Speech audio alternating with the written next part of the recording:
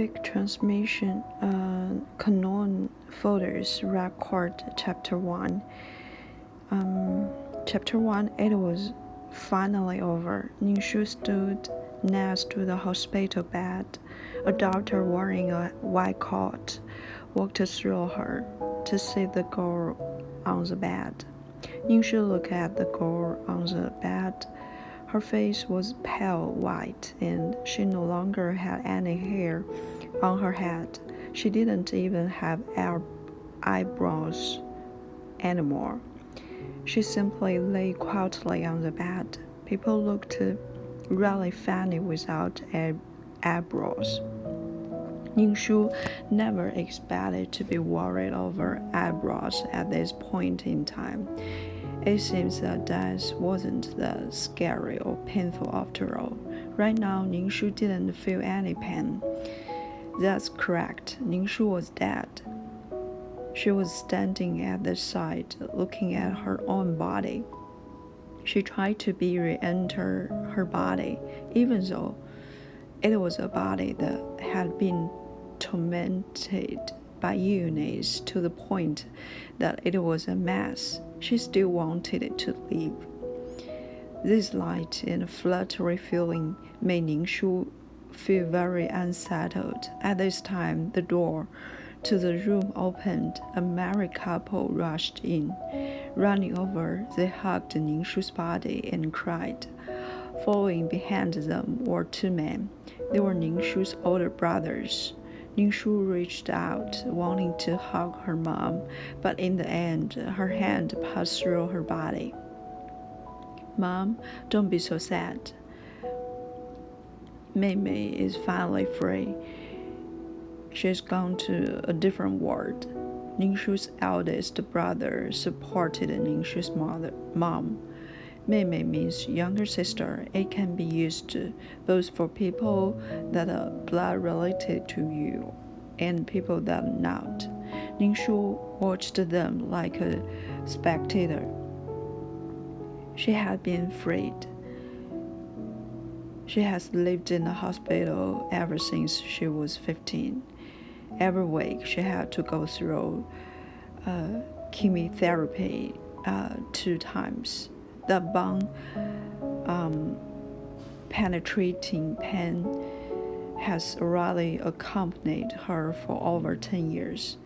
From the very start, her family was already in despair and showered her with heartache, accompanying love. However, as time passed, they visited the hospital less and less.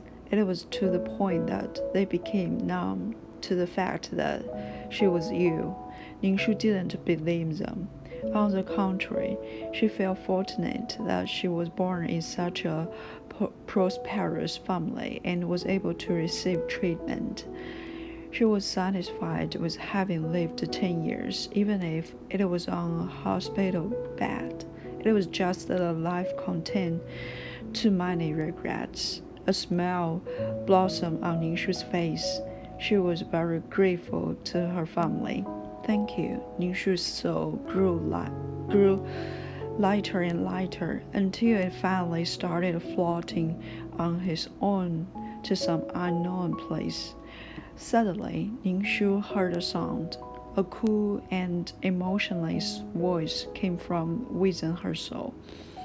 The soul meets a requirement, locking on to system space. Immediately following that, Ningshu felt something cold flow into her soul.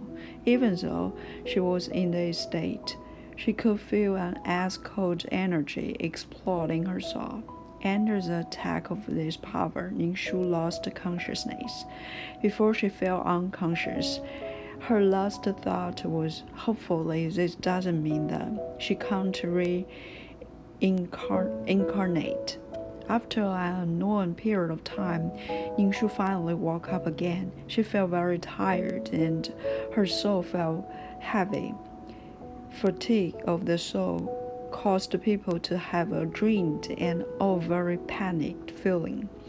Ning-shu rubbed her head. It was purely a reflex. But unexpectedly, when she touched her head, it felt like she was rubbing cotton. Ning-shu felt both pleasantly unsurprised and terrified, completely confused as to what was going on. Her soul actually changed into this texture. She didn't know if it was a good thing or a bad thing.